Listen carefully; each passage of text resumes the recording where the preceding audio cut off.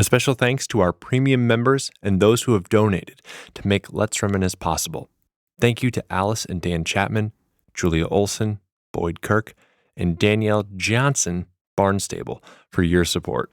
Learn how to access premium membership benefits and all the ways to support Let's Reminisce in the show notes or at our website, letsreminiscepodcast.org. Thank you for your support. Okay, let's roll the tape.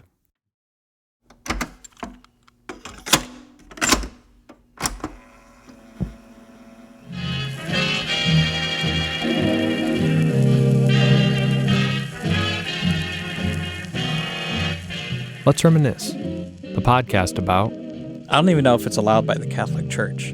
She would get a priest, set up an altar, makeshift altar, and he would host mass in the backyard. Today's episode, Mamita. I found my thrill on Blueberry Hill. On Blueberry Hill. My name's Mathew Alvarez, and that's Matthew with one T. I don't know whose idea that was. I think that was the nurse in the hospital. I'm pretty sure my mom and my dad wanted 2 T's, but she thought it would be special to put 1. And I did not know that until I was 22. Found that out at the El Paso County Courthouse where I grew up. My family came from Zacatecas on my mom's side, but on my grandfather's side, I think they were a little bit closer to the Baja, Mexico area. I guess closer to the ocean. You got a variety of Mexican cultures that kind of like meet up in this corner of Texas.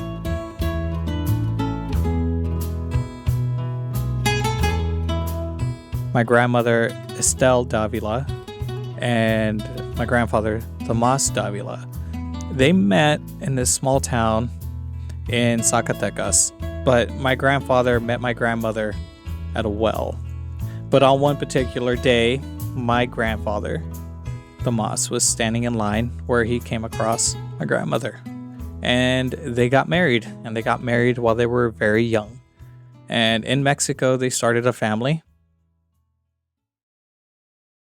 With this family, we're all connected by my grandmother. And my grandmother and her 3 daughters. So that would be my mom, my Aunt Susana, and my Aunt Estella. And we're all connected by those 3.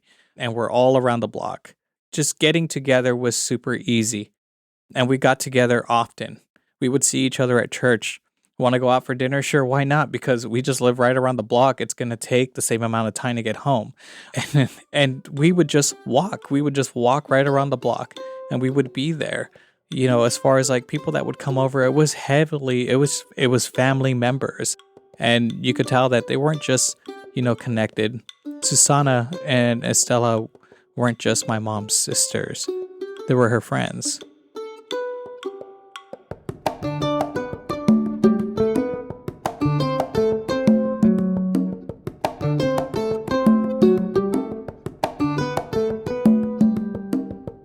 And this kind of like made a really great dynamic for like my childhood.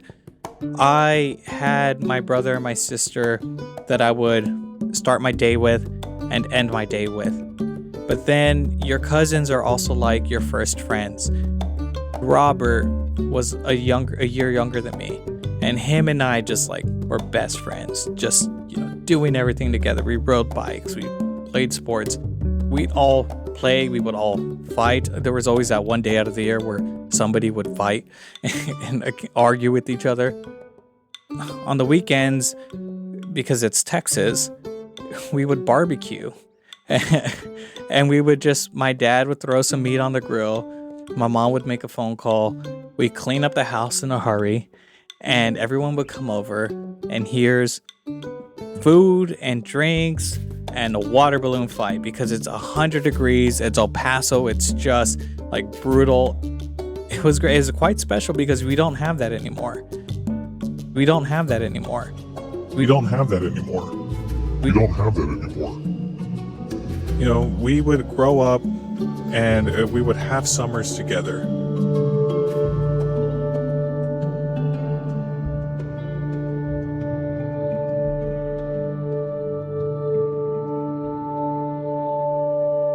My grandfather didn't really take care of himself. You know, he was a working class guy, but he was also part of the Mad Men era kind of guy.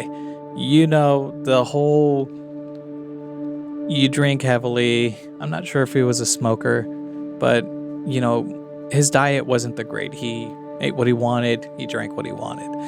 He paid the price with diabetes, and it was a hard struggle. When I became of age, my grandfather could no longer walk. He had a foot that was amputated. He was in a wheelchair. Unfortunately, that's the only way I remember him. I don't have many memories of him at my grandmother's house. I have memories of him in the hospital, memories of him coming out of the hospital, but maybe not much like at my grandmother's house. My grandmother was, first of all, a very compassionate person, very loving. She was the head of the family. She would love to tell stories. She would like to joke around with her friends. She would like to tell stories that made her family laugh. She loved to dance.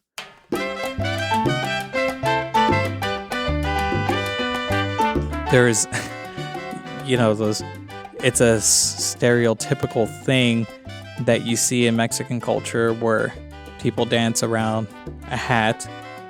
But that's a real thing. And she knew how to do that. And she moved her feet quite fast. For a woman in her 70s, she would move her feet really, really fast. To dance around, yeah, there wasn't a hat, but like she showed us just like how she would do it.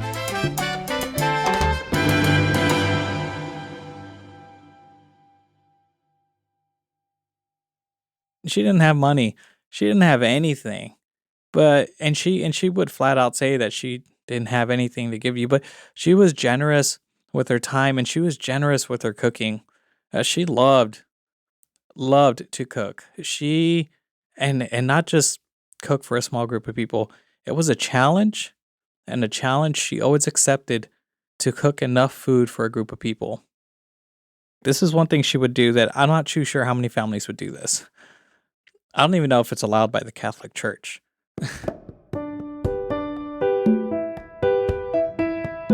She would get a priest, set up an altar, makeshift altar, and a bunch of chairs, and she would invite everyone from her church, and he would host mass in the backyard.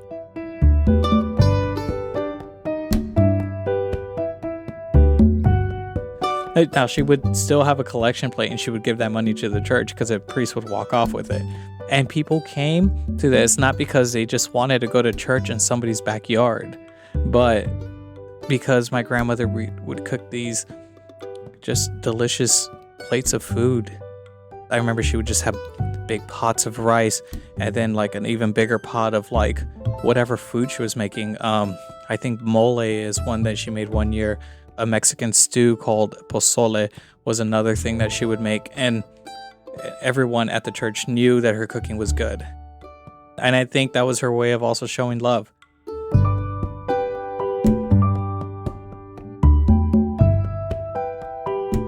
It's the one thing that we all do miss about her. It's just that to know that that we haven't had her cooking in 15 years. It's just, yeah, we always thought we would have it forever. It's 2004.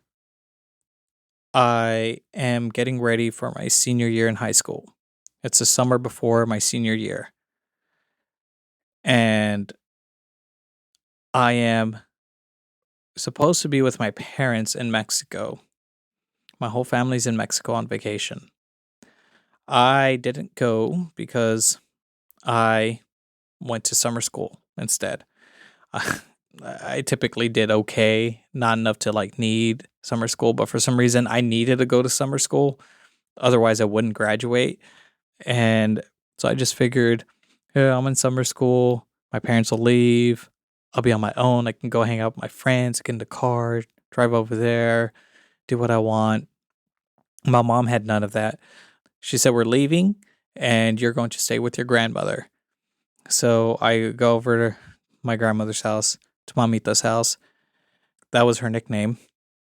And at this point, like I said, I'm an adult, and it's one night, just the two of us. My grandmother spoke Spanish, and that was all she knew. And I spoke English. I could understand Spanish, and still to this day, if I were to hear Spanish in the distance, I would be able to understand it, and it translates in my head perfectly. But for me to say anything in Spanish, it's a challenge. It's a slow process. It's as if there's something in my head that can't unlock this box. So when it came to communicating with my grandmother, the communication wasn't really there. And I think my mother at this point was kind of hoping, finally, they'll get to know each other. They're going to be able to talk.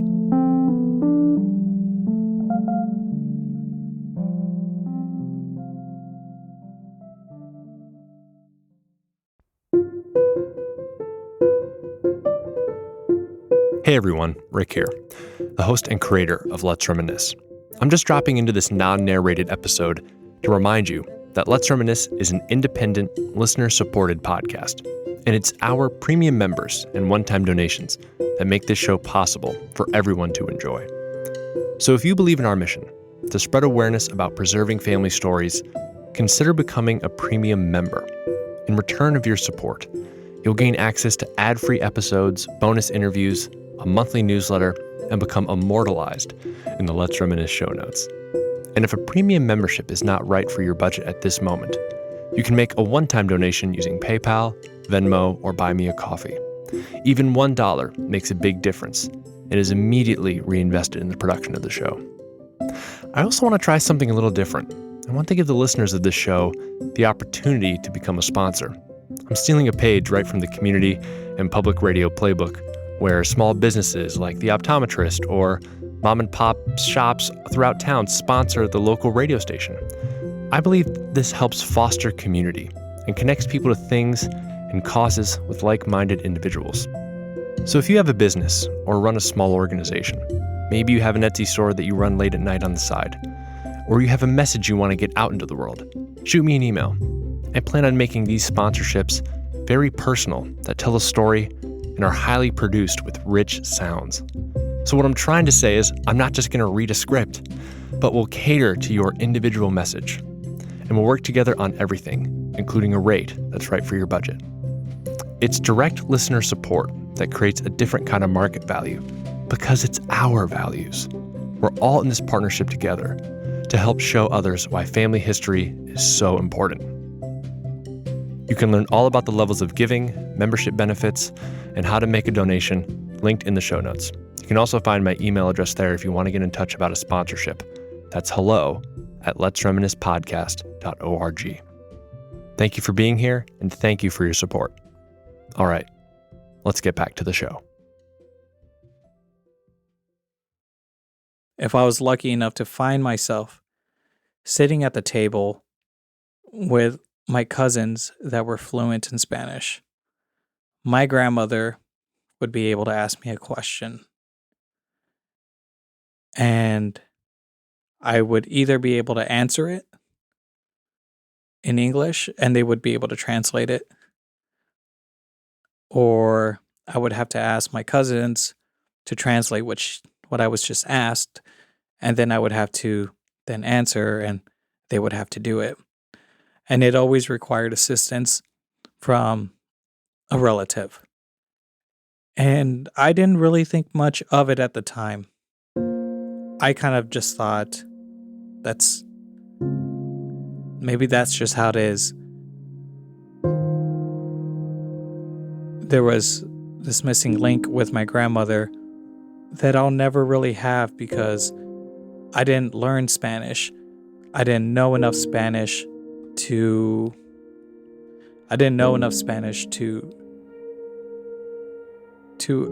ask her about her life.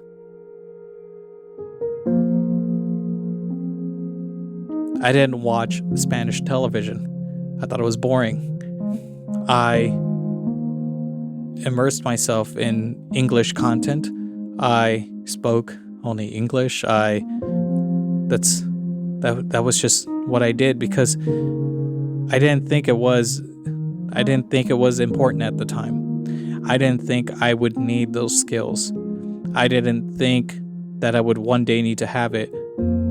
People told me it was important. Family members told me that I should learn. Family members told me Spanish is the future. You need to learn Spanish.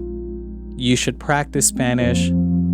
I was told several times, you're going to need it one day. You never know when you're going to need it, but you're going to need it. And it was thrown at me so many times that I was just jaded by the idea of it. And it felt like work. And I didn't want to do that. And yeah, and even in high school, like I didn't, as hard as it was to learn Spanish, I still managed to pass all 4 Spanish courses that I was required to take. And I left high school with the same amount of knowledge of Spanish that I entered high school. And it didn't have to be that way. It was all on me willing to learn the language, and I was stubborn and I refused because I didn't really want to see the bigger picture. I didn't want to see the importance of connecting with my grandparents in Spanish. That would have been nice for me to talk with my grandmother in Spanish. I do feel guilty about it.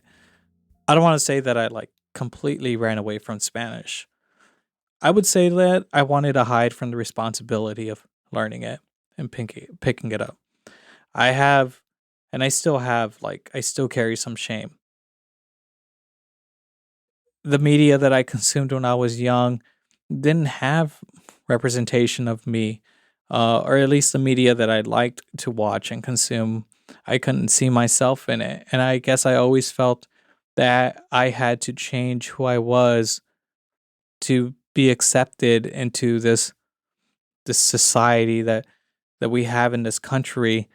It's like it was more like, I am one of you. I am here. I get it. I get all these jokes and these things.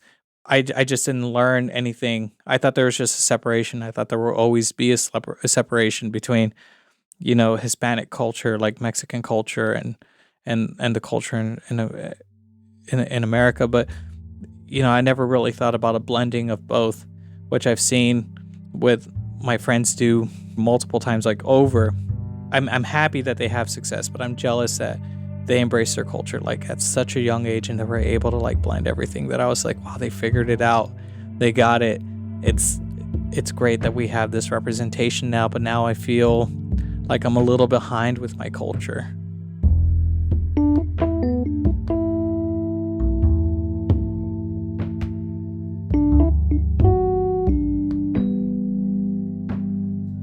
I would say, "Hola, Mamita, ¿cómo estás?" And she would say, "Bien, bien, mijo," which would mean, "I'm good, son." And then that was it. And a quick smile, a hug, a kiss on the cheek. And then I would sit down and I would go watch TV in the other room while my mom talked to her mom. Or I would sit down and wait for my food. Or I get distracted with my other cousin or go outside and play. And that was fine because you're a child, you're kind of expected with that. What communication are you going to really have with a child as an adult? But I get older and my grandmother gets weaker. And I'm an adult at this time. I'm 17, 18, not really knowing what I want to do with my life. But, my grandmother went from being on her feet, joking around, dancing, to always lying down in bed, always being in bed, not feeling well, having a doctor come over, having nurses come over and take care of her.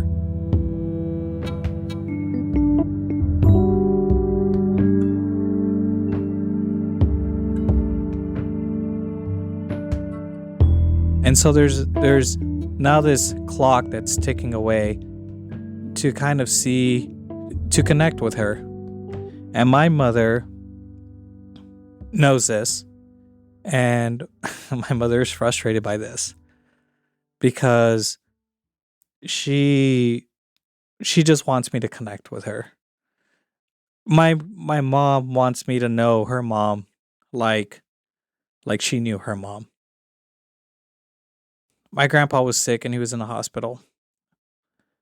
And no one spent the night. Everyone went home. He was going to the hospital so frequently that everyone just needed a good night's rest. So they all went home. They came back the next day. And when they came back in to my grandfather's room, there was a sheet over his body and a cross placed on top. So they knew that he already had gone in the night. My grandmother thought that was the worst. She wanted to be there with him. The thought of dying alone, even though it was in his sleep, was just unacceptable to her. And dying in a hospital, as common as it is, unacceptable for her.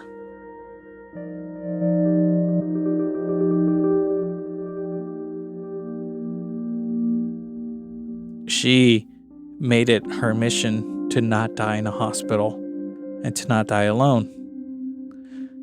Her wishes were to die surrounded by family and to pass away with somewhat seeing everyone. We had a scare a few years before where we thought my grandmother was going to pass away. My grandmother just thought, this is it, I'm going to die. Call everyone. I want to say goodbye to everyone. And then marched us all in to see her right before she died. But she needed to go to the hospital, but she didn't want to do any of that. Because she thought she was going to die right there, and she wanted to say goodbye to everyone. And so they're bringing everyone in, say goodbye, kiss your grandmother, tell her you love her, and it's like a traumatizing thing because now you do that, you say goodbye, then you're waiting, and you're like a kid, so you're like, it's an emotional thing. It's like, what is going on? Why are you doing this?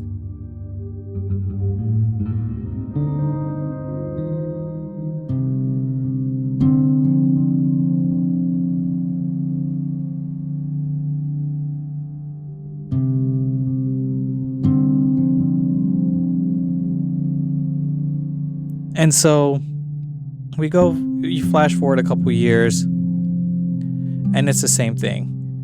She has nurses that are there around the clock. The doctor already had said that, given her like a couple months to live. This time it's all but certain. The nurse kind of just didn't say anything in front of my grandmother because she's not going to tell her that she's dying. But she told my mom and my aunts. And so instead of rushing the house with 30 cousins and making it a madhouse again, they did something kind of unique. They knew at this point that we had a great childhood to have our grandmother in our life daily because she was around the block. So they only called me and the cousins that lived around the block to say our goodbyes and, say what we could. And my mom still had me trying to run some errands to just kind of do what we could to like make sure she was comfortable. And I was there the last hour before she passed, and it was kind of the same, but she was mostly asleep. Just body shutting down, sleep, but trembling, shaky. Her lips were shaking. You know, we had that same kind of look in each other's eyes that we had were just a few months before, you know, an understanding. As in like, yeah, you know, we can't talk, but we love each other. And then that was it. And around, I don't know, I think around 10, my mom called me. She broke down.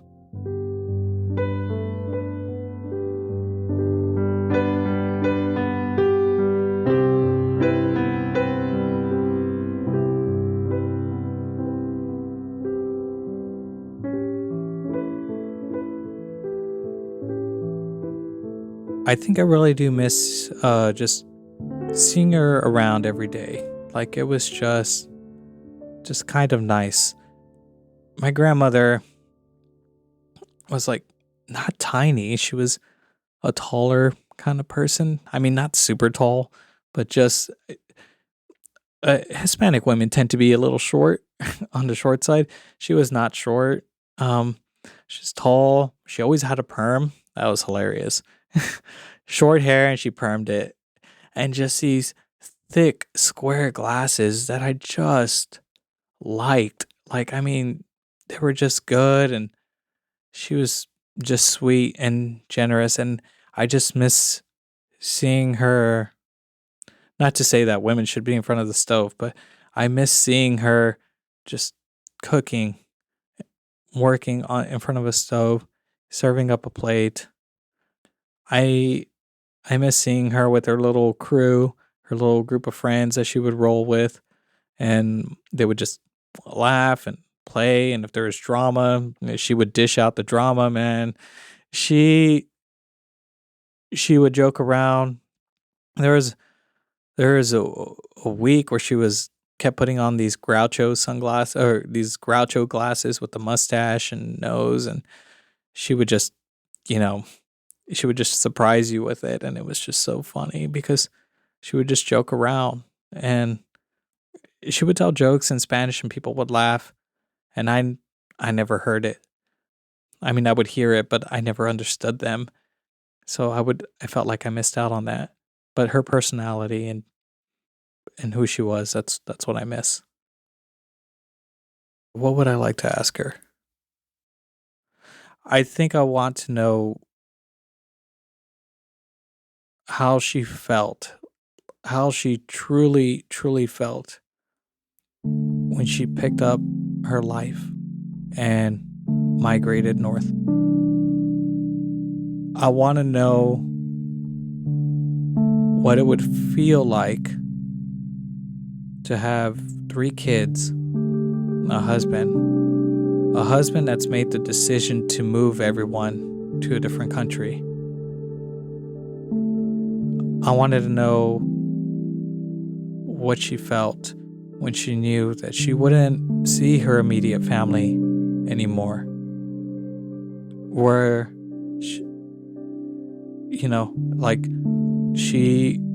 all her family traditions, everything that she grew up with, everything that she knew, it's now different. It's now gone. She now has to make up her own family traditions. I'm sure I saw the love that my mom had for her parents, and I know that my mom could only have learned that type of love by my grandmother loving her parents.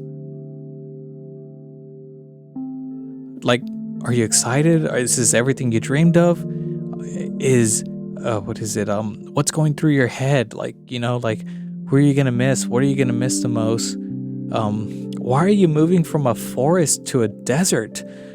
Why? What is so appealing?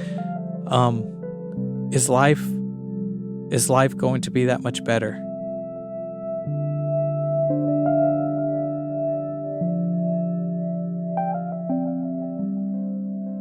what are you going away from exactly? And how scared were you? And I think I would like to, and it would probably given her a lot of joy about this. I probably would have liked to have learned more about my grandfather that I hardly knew.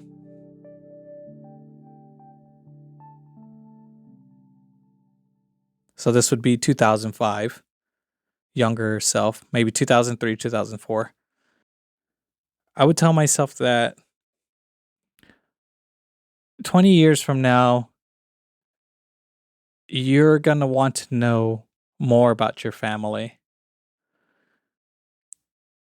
Your parents aren't going to remember everything. And certain things are lost with time. There's a beautiful thing. There is something beautiful in knowing two languages. You should really apply yourself into learning Spanish with your parents. You're going to go to school and you're going to go to college. When you go to college, 4 semesters of Spanish are going to really do nothing for you. You're going to learn how to write and spell them. But guess what? Writing and spelling in Spanish is way easier than English. You spell words the way they're pronounced. And it is so easy.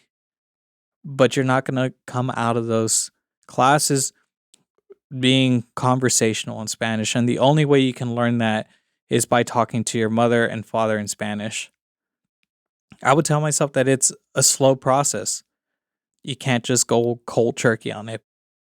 When you don't know the name to a word, your mom and your dad may chuckle, but they're going to help you out. And that they will walk you through it. And that's because that's something that they were always willing to do and that you should definitely do now. In the future, you're going to want to have this skill. You're going to want to be able to talk to people from Mexico. You're going to want to talk to people that know Spanish. You're going to want to talk to your friends that know Spanish.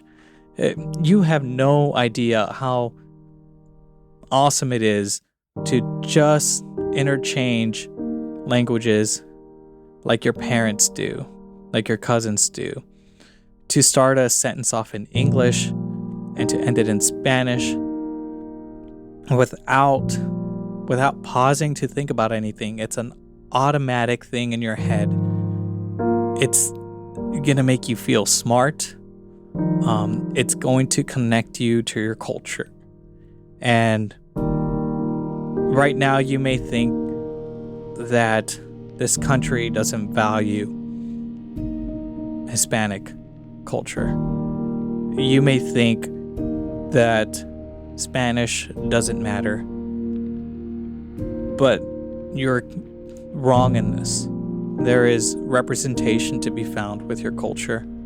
You will find friends, and you will make friends with people that want to know more about your culture. You will find and meet friends and make friends that are deeply connected to their culture, and they're so connected that it makes you jealous of how distant you are from it. These are the only type of people that you can relate to because they had the same upbringing as you. You can joke about the same things. You can make the same jokes about going to church, about eating certain types of food, about how many rosemarys you have to pray on Christmas Eve for no reason. But these people are out there, you haven't met them yet, and they want to connect with you. And they're going to think that it's a little sad that you don't know Spanish and that you may not be too proud of your culture. And it is sad. But you come to find your culture, and you come to find that you want to reconnect. And just like connecting with your grandmother, it's going to be hard because the one thing that's missing from that connection is the language.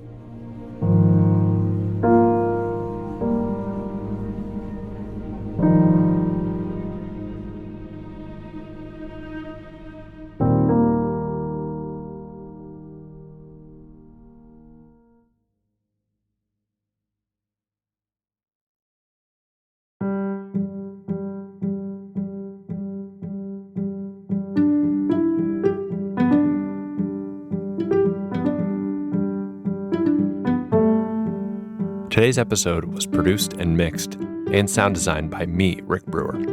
A special thanks to my wife, Annie Chapman Brewer, for helping me edit this story. Rachel Murawski designed our show art. And I'd like to give a big special thank you to my buddy Matt Alvarez for his willingness to share his story on this podcast. If you like this episode, please tell a friend you heard it. Word of mouth remains one of the best ways people find out about new podcasts. And if you're listening on Apple Podcasts, leave us a rating and review. It helps other people discover the show, and it's free and super easy to do. Let's Reminisce also has a new online bookshop that helps support local booksellers. For every book you purchase using the bookshop link in the show notes, a small percentage goes to independent bookstores and this podcast. My favorite list so far is Rick's favorite history books. I hope you'll check it out. Let's Reminisce is an independent podcast funded by you, the listener.